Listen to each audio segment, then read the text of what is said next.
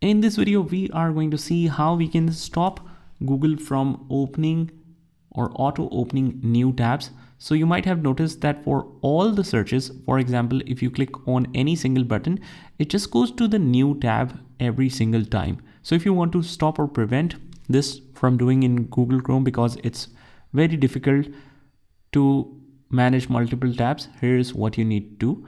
It's a very simple, quick setting. All you have to do is just head over to the bottom right hand corner in Google Chrome, click on the settings and head over to the search settings. From here, we click on other settings on the left hand side.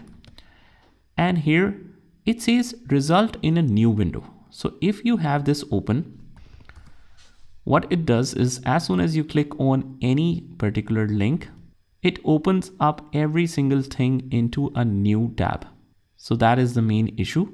So what you can do is you go to the other settings and you just toggle this off and close out of here. It will save it directly.